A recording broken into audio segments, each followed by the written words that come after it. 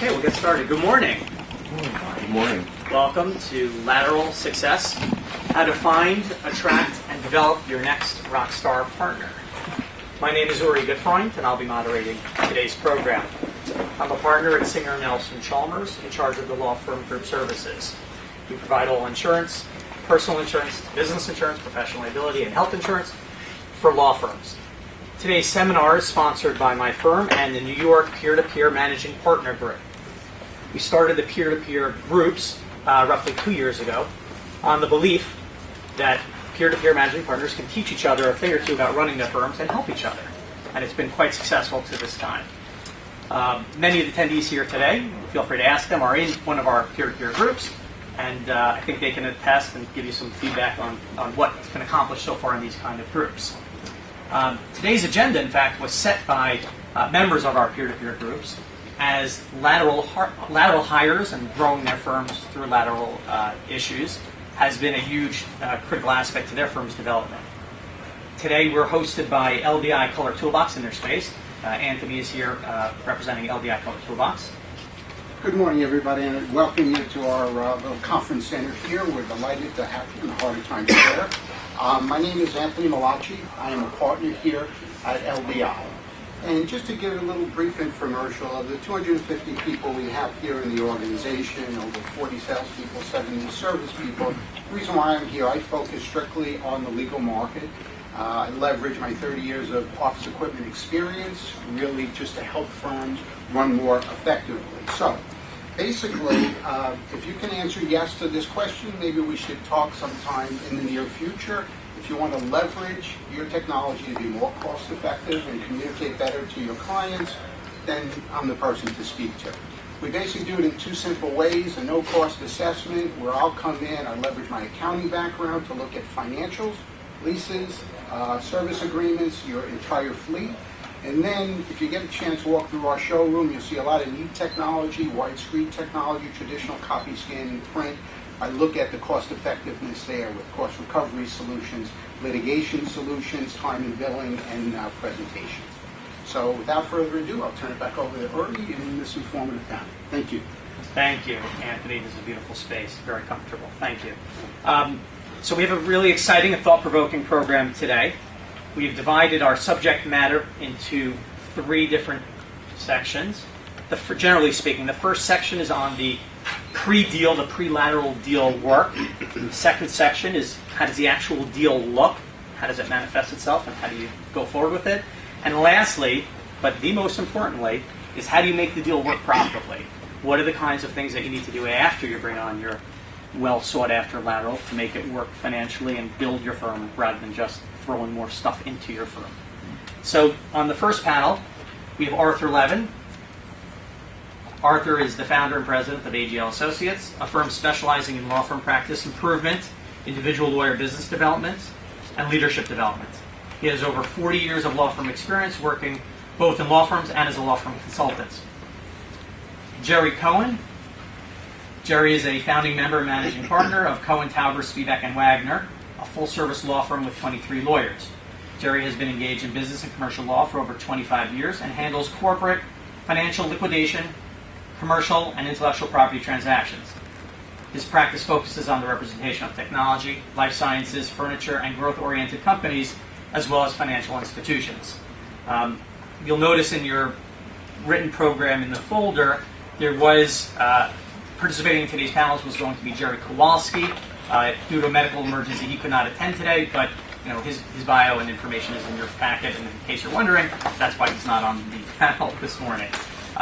Without further ado, I'm going to turn it over to Arthur and Jerry to begin. Good morning, everybody. We're going to be talking about the acquisition of laterals, the lateral process, and how things work. What we would like to do, instead of it just being a total presentation, we would appreciate some interactive kind of participation. So if you have a question or a comment, or we say something that you totally disagree with, which probably will be a lot, hopefully, we can get some discussion going back and forth. Those of you in the peer-to-peer groups know that's our mantra, right? Interrupt each other. In a not rude way, but please interject, and we do want to hear feedback. Yeah, but I want you to know I'm very sensitive, so do it. Let me just start off by talking about what I call the pre-planned lateral process. Lateral acquisition has become sort of a common methodology to grow the firm in today's world, but also people have to remember it's also a very competitive activity. You and everyone else there is looking for that wonderful lateral who will bring in a large book of business, has the greatest personality in the world, fits with every other partner, and really wants to grow your firm and then be on the management committee and run it while he's growing it. Okay? There are two of those guys do exist. Okay? They're both currently working for very large firms making a lot of money. So in order for you to get the lateral you want, a lot of work has to go into the process. It is not sitting down with a bunch of you partners one afternoon and saying, gee, we should find a lateral, who do you know? Then, that's what most firms do. It doesn't quite work out that way. So what I'm going to talk about for the next few minutes is the pre-planning process. Pre-planning, or the word planning in most law firms, is something they don't quite know the definition of. Most law firms go day to day, get the work done, service the client, and get the work out the door. But especially in the lateral process, planning is required, especially if you're going to be competitive in the marketplace as it currently exists. The first thing that you really have to do is you have to evaluate who you are as a firm. What are your strengths? What are your weaknesses? What opportunities would you present to some partner coming into the firm? And remember, this is a partner with a book of business who can go wherever he or she may want to go. How do you make yourself really attractive to that person? How do you work in the profitability factor so that the person coming into the firm makes more money, because that's why they're coming in the first place, and you make more money as well? So it really requires that you sit down and do a real evaluation of who you are, how you run your practice, and what can you do for the incoming lateral. Not necessarily what can the lateral do for you, but what can you do for the lateral. Because unless you fully understand that, you can't go out and sell in order to get that lateral interested in coming to you. Then you really have to take a look at your specific practice areas. Where do you need enhancement? Where do you need perhaps a different practice area? And then really sit down and figure out, how does that practice area growth or the new practice area integrate into your current practice areas? How does it not only integrate into the kind of services you provide your clients, but how does it integrate in the partnership? What are the personalities? Because that all has to be taken into account. You have to really then begin to identify who or what kind of person do you want as a lateral. In fact, it makes some sense to almost come up with a check sheet of the qualities and abilities that the potential lateral should have to fit within your firm. Okay, so this really is a whole planning process, and it's something that almost any firm should go through. Whether you're thinking of getting a lateral or not getting a lateral, going through the process will help you run the firm and take a look at the operations of the firm. So it really is required that people sit down, go through the firm. In fact, in the second session, they're going to talk a lot about that. There are all kinds of other checklists that can be looked at so that you can go through this process with some help. You don't have to reinvent the wheel. It's been done a number of times by other people. It's out there. But if you're not doing it, you're not doing what you should be doing. Once you decide that you're going to hire a lateral, first thing you do generally is talk with your partners who you know. You may go to outside sources to see who they may recruit for you. But you have to begin to sort of test the marketplace and see if the kind of person that you have decided to look for is really out there for you. One of the things you have to do is you have to develop your pitch. What do you say to prospective laterals? And not just one person in the firm being able to say that, but everybody in the firm being able to say that. One thing that I've seen in my experience is that laterals come from all kinds of places. You may think that the only place you can get a lateral is through some sort of professional headhunter type firm or through your partners, but sometimes laterals come through other people who work in the firm. They come through relatives, other people you may know. So the more you hone your pitch, the pitch being why somebody should come to our firm, and that pitch being very something that people can easily understand, okay, and have everybody talk about that going forward, you begin to open up the web to catch these potential laterals. A program to bring in the lateral has to be established. What are you actually going to do to make it happen? Somebody in the firm has to be in charge of this program. It's not the kind of thing where you sit down in a partners meeting and say, okay, guys, go get a lateral. Okay? Ain't going to work. Okay? You need somebody who's in charge of the program and says, you're going to do this, you're going to do that, you're going to do the other thing, and I'm going to check on you next week to make sure it gets done. So it's like anything you do for a client. When you work for a client, you plan it out, you know exactly what your next step is, you know what your result should be. Okay? This is the exact same process. And if you don't do that, you're going to not end up with the kind of person that you want to come in. As a firm, when you're out there trying to present yourself to the public, the firm has many audiences. Okay? The firm has clients who are part of the audience. You have prospects who are part of the audience. Your employees, other lawyers, internal and external. In other words, the lawyers inside the firm pretty much know the firm, but the lawyers in other firms really know your firm. Because one of the things that you want to do is you want to establish who you are, so that if there is a lawyer in another firm who may not be happy there, okay, you want him to know that your firm exists. You also want him to know, or her to know, what it is that your firm does and how they do it, and why you are different or better from the firm they're currently sitting in. Okay? Because there are times when a lateral makes an approach to a firm, okay, and begins to talk to people they may know there about moving over. They don't do that unless they know your firm exists and know something about how the firm operates. So getting that message out on a consistent and continuing basis is part of the requirement of getting good laterals in the first time. I mean, firms who have difficulty attracting laterals are firms who have never done any sort of outreach whatsoever.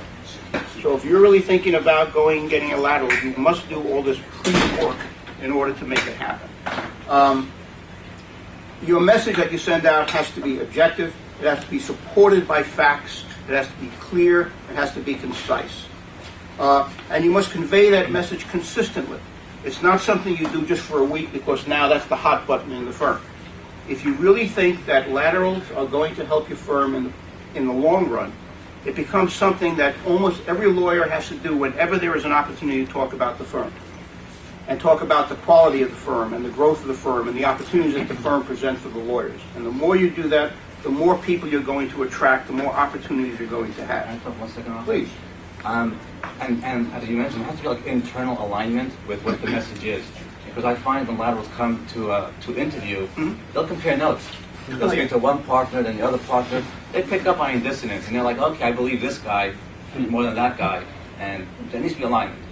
Well, that's really a very, very significant point. That's where the coordination is required. That's where the supervision of the process is required. That's where the testing of the pitch, okay, where you get together with all of your partners and say, okay, guys, what are you telling potential laterals? And you may find that the message from two different partners in your firm is very, very different. All right? And the answer they're going to give you, well, I'm in a different practice area, so I said something a little bit different. All right? That's really not what should be done. There should be a consistent, centralized message about who we are, what we do, how we grow, how you can fit in here, why don't you come over and talk with us. All of your special differentiators, your expertise, the kind of stuff that you do that differentiate you from other firms must be clear to every partner in the firm, and sometimes you almost have to work with them on how they can express it. I mean, lawyers are very good at understanding ideas and concepts and facts. Sometimes they have a little bit of difficulty getting the point across concisely. And working with your partners to make sure they understand how to do that and how to do that clearly, I think is integral to this process. Okay. Please, go ahead. I find also in the interview process, not only interviewing the candidate, trying to find out who they are, doing due diligence and so forth, but you have to be selling. All the time. You have to be pitching also. To just badger the person and interrogate them is not very helpful. You have to do that also. You have to do due diligence, but pitch also. Well, and your pitch is not only to the candidate.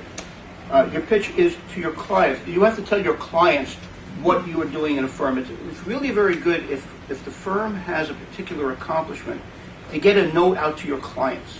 Okay? It really is interesting if the firm is of any size to get a note out to your firm. All right? Now, a lot of times, a lawyer in the firm accomplishes something significant. The lawyer knows about it, two partners know about it, the paralegal knows about it, that's it. Okay? Get it out to everybody, because everybody then can tell stories about the firm's accomplishments, which helps you in this particular marketplace. You know, put it on your website. Make some put it out on social media. Get people to see it. If necessary, send out some sort of special press release. But the more you get yourself out there, the more people say, if someone says, I never heard of your firm, okay, you're not doing your job. You want people to say, oh yes, I've heard of you. You're the guys who do X, okay? If you get to that point, then you're in the marketplace. If people say they haven't heard of you, you're not in the marketplace. And not only that, Arthur, I think that also laterals are looking for a platform. That's the big word. And especially for small firms, the platform sometimes can be a challenge. If they never heard of you, they automatically assume there's no platform there for me. How are you going to help me expand my business if I've never even heard of you? So, well, you know, it's also important when a lawyer switches from one firm to another and he tells people about it. If he says, I'm going to the XYZ firm, and everybody around him says, who's that? That does not give him the status he wants in the move. Okay? He wants people to say, oh, you're going there? Isn't that great? All right? You have to establish, oh, you're going there. Or he needs a great story to explain why he's going there. Yes. Maybe yes. Maybe you will not be able to have yet the brand that you're referring to, alluding to, but if he knows that you have helped him explain to his clients and friends and family why he has rationally chosen to go there, you will enhance your chances of capturing somebody who is really very good. And he, at that time, will be enhancing the brand. Right. One thing I want to say, too, and I think your commentary so far is so right on point. It's amazing. I agree with everything you said. It's really good. Yeah, I really do. I really do. And unlike Arthur, you might say a headhunter, okay? So I think I am a headhunter. And so I see things from the trenches and have a different perspective, but everything you said resonates even in the trenches. And by that I mean the trenches that's where you find the candidates. That's where you find the soldiers. The soldiers who are out there looking right now, who are your potential candidates, in many cases are coming from the large firms. If they come from a large firm, everything Arthur just said totally resonates with them because they've been exposed to this thinking. And if you're not able to articulate a similar view of the world, they're not going to find that creative and interesting. They're going to find that to be a very worrisome situation. In other words, you may have the allure and the benefit of intimacy, of the advantages of a firm that will favor the attorney's clients with attention. You may have many allures, but you cannot for 1 second think that you can somehow not act as cleverly and sharply and smartly as the large firms. You may not have the resources to execute on every idea, but you have to sound as absolutely sensitive to what's going on in the world, in the industry, and within the mindsets of these attorneys. And just one more thing. The greatest thing about what you're talking about, Arthur, too, and it's so important about preparing the house, like you're preparing for a guest coming to the house, to make the house look really good. Well, in a sense, as you're doing that, the great benefit is that you're being forced to, in a sense, re-examine who you are, examine who you are. You're being forced to, in a sense, say, well, who are we? Because without self-awareness, nothing good happens. Correct. And so, if you gain self-awareness because you have to compete in this world for laterals, you will not only gain better laterals, but you will, I think, find that you have actually mastered a way to evolve to become a better firm. Yeah, it is a process that helps you on all It really lines. helps on all fronts. I just want to conclude with one point. I've seen this happen in a number of meetings people have on laterals. They set a dollar point. We're not going to bring in anybody with less than X dollars worth of the book of business. Right? I think that is something people should all reevaluate. It is very difficult to find someone with a significant book of business who's willing to move to, especially to a medium-sized firm. All right? What you're really looking for, and this is part of the planning process, is what is the potential that we're really looking for in somebody, and will we take somebody who maybe only now has $500,000, $750,000 worth of business. But when we interview this person, he hits all of the points that we're looking for. We know we can properly integrate him into our practice. We know if we have this person here, we can grow and we can make money, and they can make money at the same time. So don't tie yourself to a preset number, because that will kill you in most cases. Okay? Really do the work, really evaluate what you're looking for, really look at the person with all those points that you have in mind, and if they fit, talk to them. On that note, though, I think the challenge for the firm is if the business is less than a certain threshold, the compensation model doesn't always work, and it's hard to attract somebody. And I guess we'll be talking about that later on. But there is a certain threshold I find that they need, unless he's a young rising star and you're willing to gamble a little bit. Well, but then that's the compensation is flexible if you do it right. Okay. Right. The challenge is you want to be flexible, and the candidate might not want to be flexible, and that's the challenge. And for a small firm, also, where theory and reality kind of clash. For a small firm, every mistake they make is very costly, and it's sometimes almost too much to bear, and politically as well as financially. That's a real problem. I'm going to talk a few moments about culture and how important culture is to attract and keep a lateral partner. I mean, it's fairly obvious. I think that culture is a key component, especially in a small firm. In our firm, we often say that it doesn't matter how much business a potential partner has. If there's no cultural fit, we are not making an offer, period. It's just not going to happen. Even if the potential business is millions of dollars and will have a significant effect on our bottom line, a bad fit is a distraction. It's cancer. We all know how bad that can be. An unhappy partner is just cancer. And it's going to fail. So we don't even bother going there. Yeah. We come to realize that you can't really change a partner at a certain level. They are. Sounds like everybody disagrees. No, they are who they are. I agree. Even if they're young, you can mold them a little bit, but they've developed a What if they're old? No, that's what. Forget it. And you really just Wait. What's this about? Kaplan. I'm Kaplan for all of you, formerly Arkin Kaplan. Well, define old. No, you can't have the tail wagging the dog. It's really that simple. So you have to make sure that there's a cultural fit. So our culture due diligence, and that's what it is really, is for us as important as our financial due diligence. So we really try to delve into, who is this person?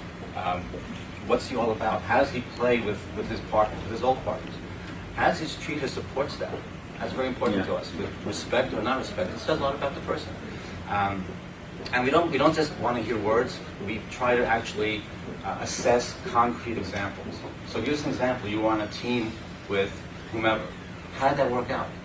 Why did it succeed? Why did it fail? We really try to understand this guy's personality, because once he's in, it's hard to get him out. Yeah. And then that's a problem. But this is an interesting point you're making, because in a small firm, I think you're absolutely right. Cultural symmetry is very important. Okay.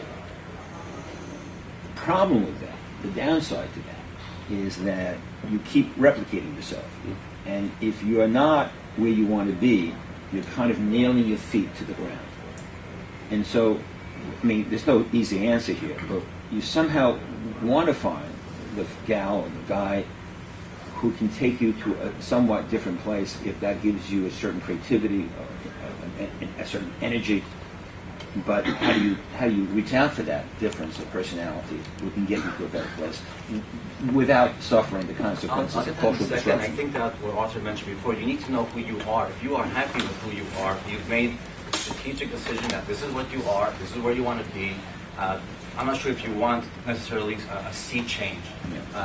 And also, I'll say this, you can't change culture all that quickly. One person can incrementally change culture, but the culture of a firm is fairly embedded and can only change incrementally over time, I think. Anyway, so what is culture anyway? Yeah. So, just because it's different things to different people. In our mind, culture is like glue. It's really what brings the firm together. It's why, if the founding partners are still there, why they got together. If the founding partners are no longer there, why partners come in the morning to work and are happy to work together with each other. So it's shared values, shared ways of doing business, shared expectations. It's just an alignment of interest among all the partners. Yeah, but if the founding parents of a law firm define the firm's, small firm especially, define the firm's culture, then what the culture the typical culture of founding parents is a very deep streak of entrepreneurial instinct, right? Okay. And that's why they started their firm. Jerry, I'll give you as an example yourself, right? That's why you start a firm. So when you say you have to find somebody who has your culture, the problem's going to be is, are you defining your culture as someone having an entrepreneurial instinct? Yes, you are, but then you say, but with collegiality embedded in your personality. But the fact is, what's really most important to the success of your firm is the fact that the founding fathers were entrepreneurial.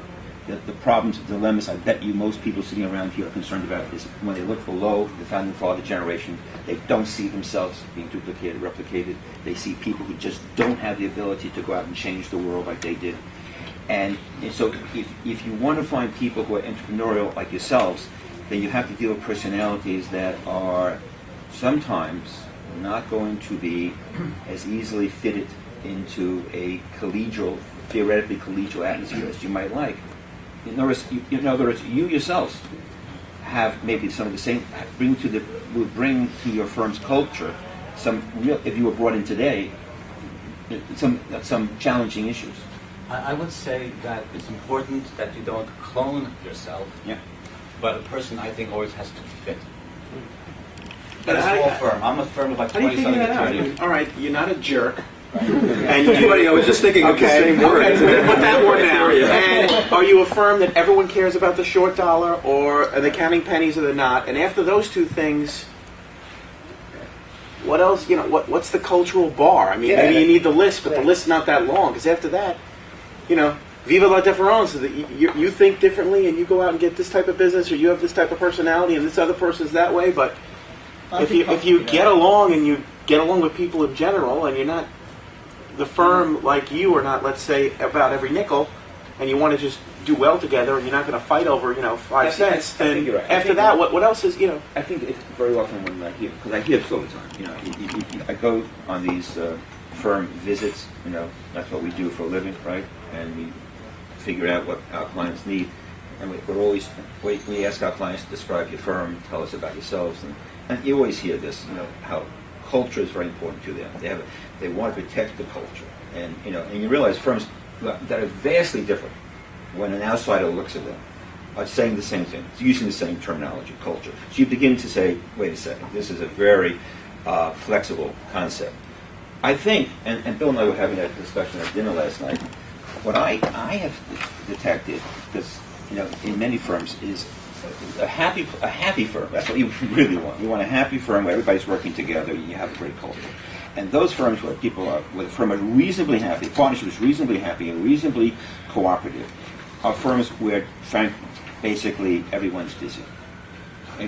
Lawyers are not the best at being unbusy. They tend to waste their thinking process and their verbal commands doing and saying silly things when they are not busy. And so if you keep them busy, it's like keeping children out of trouble. If you keep them busy, they have a sense of, things are working well. And so I think the most important determinative of how your firm works culturally is are they busy? And if they're not, then they get self-consciously aware of this issue called culture. And you have problems with them at that point. And then you say, he's disruptive. Because he's disruptive because the firm is not busy, or everybody else is not busy, maybe he's busy. Or and then you have disruptive. Huh? He may just be disruptive, I mentioned. Yeah. I think culture is more than just is he a nice? Are you a nice guy? Culture is also, we're looking at our firm. Will this person take the initiative? Is this person afraid of the unknown? Will this person tackle a project because he thinks that because he thinks he can? or will be shy away from because he came from a big firm and said, and all I had to do is pick up the phone and say, hey, you in satellite office, I got this issue, can you do it for me? That's not going to work in our firm. So culture is more than just getting along with your peers. It's actually a mindset. But some of that is entrepreneurial nature. It's not just, the shrinking violet that just wants to sit in an office and crank out work is not the person that's going to be the partner that's going to originate. So maybe you could add one thing to the list like that. Initiative is, to me, initiative is where the difference between partners and associates sometimes. It's the beginnings or the genesis of where entrepreneurial spirit starts to grow is initiative. I mean, I think culture in general is like on any individual. It's a personality of the firm. And yeah, our firm is very entrepreneurial, very business oriented. Many of us have businesses and so forth. We like that. Some other firms don't need that, aren't interested in that. But so culture is different things. Okay. Well, I think as a firm matures, as a firm grows, your culture changes. Your culture evolves. You may want to maintain your core values, but your culture has to change. That's right. No, culture will. Well, this is very interesting about culture. It will change. It will I change. find- Whether it has to or not, it will change as it gets bigger. If you don't monitor culture, culture is always there. Culture will always be something. So if you don't monitor it and even control it, because you want to, I think, frame it in the sense of the way culture will help you succeed and not fail. Once again, if you have too many people who don't take the initiative, the culture of the firm will slowly change, not in the direction you want it to. Our firm, we want to be aggressive when it comes to tackling new business and so forth. If we have too many shrinking violets, culture changes, not the way we want it to. So it's really about culture in general. If you just let it be, it will evolve, but it may not evolve the way you want it to. So I say, be cognizant of it and That's shape job, it. but that's the job of management. Okay, that's why we're here. I think it's important also on culture. It's not just the words. So you can't just say we're a collegial firm. Everybody's a collegial firm. Anybody ever say that to their partners? It's really the actions have to follow the words. That's so key. You can have the speech in front of all your partners and associates, and we were lovey-dovey and on and on and on. But if they're thinking in the back of their mind, well, you treated me like not well when it came to bonus time or whatever, and what you say is all BS. That's a false culture. You really have to walk the talk. That's what culture is all about. Or then it fails again, and then it'll evolve in a poor way. So, just echoing what I'm sort of to conclude what Arthur mentioned, you have to really know who you are. What is your culture? We have our core values, which is very similar to culture, posted on our website, and we from time to time look at it, review it. Is this who we are still today? Is this where we want to be? What do we want to be? And then when it comes to the lateral, because it's very important when you're attracting a lateral, what your culture is, does this person fit? What as Sam mentioned, if you want to move into a certain place, will this lateral help you move your culture incrementally, not very quickly, to where you want to go? Thank you. Have you ever, I'm just curious, I'm sure at times, there have been times when you've rejected candidates because of this dimension of culture. Absolutely. Can you tell us what that looked like when you rejected people who otherwise could have been? I'm not talking about people who in other ways were total failures, but who otherwise could have improved your bottom line.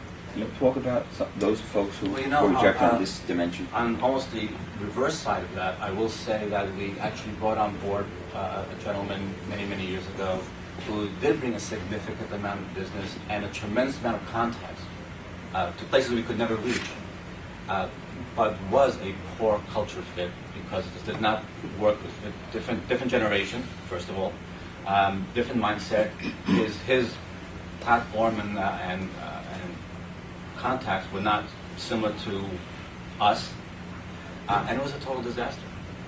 So yes, the bottom line increased by a significant amount of revenue, but the backbiting, But did you ask him to leave, or did he just place himself out? We didn't ask him to leave, but we made it fairly clear this is not working out, and he moved on. Did you try to have him correct his behaviors? or was he Not beyond, with was he this. incorrigible? Not with this gentleman. That was not possible. Yeah, no, we've had many discussions. For example, this gentleman would bill, like the old days, twice a year. That don't work. We have cash flow issues. We bill monthly. We're not as bad as Dracula with penalizing people, but we bill monthly, and we couldn't change it. For example, that's one example. So yeah, it's hard. It's difficult to change something. If you're not looking at succession planning necessarily when you're looking for a lateral, you mentioned age difference. Does then that age difference become a problem when you're evaluating somebody? Different generational values. You mentioned that about this person. I would thought that not was interesting. disqualify somebody because of for legal purposes. Video lawyers, attorney-client privilege. I wouldn't disqualify anybody for an age issue. That's no. But does that, in and of I itself, don't think create a that's not what you're potential getting. cultural problem out of the box? That's not what you're getting. I thought what you were getting at is that you see distinctly in the folks, especially under, say, 40, 39 down. And you see it. I see it in my own sons. I see it in their friendships and networks. I see it in the young lawyers. I don't talk to associates, but my company does, and I hear this feedback. I see it sometimes in junior partners. You do see a different mindset, and you do see maybe even a different approach of how to do business. I think they're much more, in the world of social media, I sense that they care less about imitating heroes, individual heroes, and more about working cooperatively and trying to do work in a way that might be beneficial to a large firm, but maybe does not solve some of the challenges of a smaller firm. Because in a smaller firm, in a perfect world, you would get the guy or the gal who has all these entrepreneurial instincts, has a great track record of generations, and wants to be at the small firm, and in a sense doesn't take too many resources for the rewards he gives you back. The young players, they're looking for doing things together, and and you almost have to bring them up over time, and that can be a more costly long-term investment. But if you don't kind of position yourself for that change coming, which I think it is, and maybe Arthur, I'd love to hear your views on this, for this change coming, then I think you're not positioning yourself for the future, because it's only going to get more exaggerated as the people who are now 35 become 45. Well, let me just mention one thing I have to think about during this discussion about the firm and culture, all this kind of stuff. One of the things that people tend to not think about, which I think is really important, is what I call the concept of firm. I think most law firms now have gotten away from the concept of being a firm and tend to be more of a group of individuals sharing a space and sharing resources in order to practice. And I think by doing that, you have a great loss. In fact, I had a discussion yesterday with somebody who was talking to me about the firm that the partners in the firm, really none of them want to run the firm. All of them just want to practice. Okay? Nobody wants to be on the management committee. No one wants responsibility for anything running it day to day. And he said to me, what do we do next? And I see this more and more happening now. So when you think about laterals, don't only think about laterals from a business standpoint, think about it from a firm standpoint. How do you make this place continue? Culture, everybody has their own culture. We started out as a government relations firm, primarily. Senior people came out of government, high positions in government. Their background was a collaborative process. People working together, people sharing ideas. That kind of modus operandi. Now we have, our government practice maybe is 10-12% of our total revenues. We have 50 some odd attorneys. We're a law firm with a government adjunct. But that core way of doing business is still what drives us. I think the strength of our firm is that it is a collaborative process. I had an issue yesterday. I had 4 of my partners sitting in a room at 5 o'clock just brainstorming about it. This is not unusual. We are in and out of each other's offices all day long. If we didn't collaborate, we couldn't function. We don't know any other way. I don't know if it's the right way or the wrong way. That's necessary in order to be successful and continue to grow. And you have to keep bringing people up from the bottom and integrating them into the process. But I think that the mindset that the founding fathers of our firm, their way of collaborating, has still continued. No, that's great. I think that's a discussion you just had, and I think that's the culture of your firm. I think that's great. But you have to work at that to continue that.